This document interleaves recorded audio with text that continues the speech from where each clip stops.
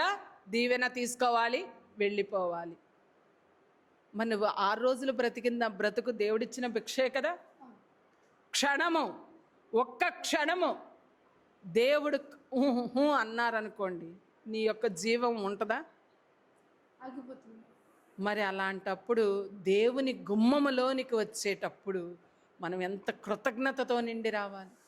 నీ యొక్క పూర్ణ హృదయం ఎక్కడుంటుంది? పూర్ణ హృదయం అని అంటే అసలు పూర్తి హృదయమే మనకు ఉండదు. ఎందుకని?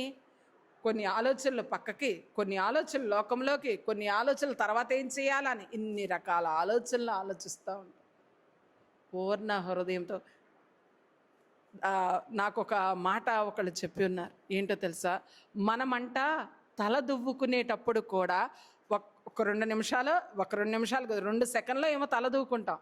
ఆ 2 సెకండ్లు కూడా మన అంతరంగానంట మనం దువ్వే తల మీద పెట్టమంట. ఇది నాకు ఒక వృద్ధులు చెప్పారు నేను చదువుకునేటప్పుడు, గురువు గారు. 2 సెకండ్లు కూడా నీ అంతరంగాన్ని నువ్వు చేసే పని మీద పెట్టవు. ఏది? తల దూకోవడం. అద్దంలో చూసే కదా మనం దూకుంటాం. అలా పెట్టనప్పుడు నీవు చదువు మీద ఎలా దృష్టి పెడతావు? లేదా నీ వృత్తి మీద ఎలా దృష్టి పెడతావు?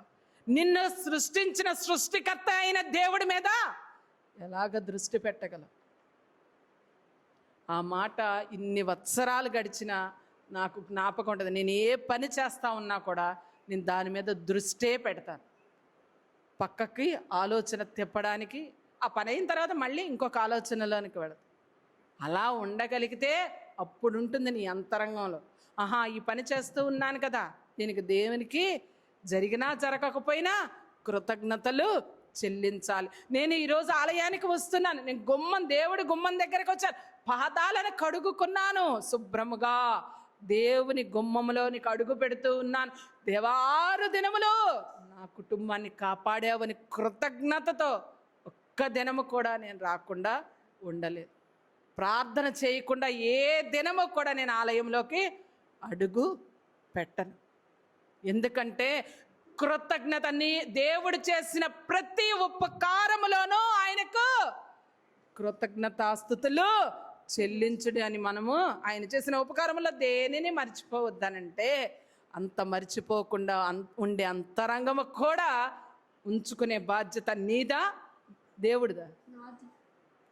అదే కదా దేవుడు చూసేది. వేరే ఏమి చూడమ్మా, నీ యొక్క మనస్సు, నీ యొక్క నిజాయితీ, నీ యొక్క విశ్వాసము, ఇవే దేవుడు చూస్తూ ఉంటారు. మరి అలా ఉండగలిగే విధముగా నీ మనస్సు లేనప్పుడు నీ చింత ఎలా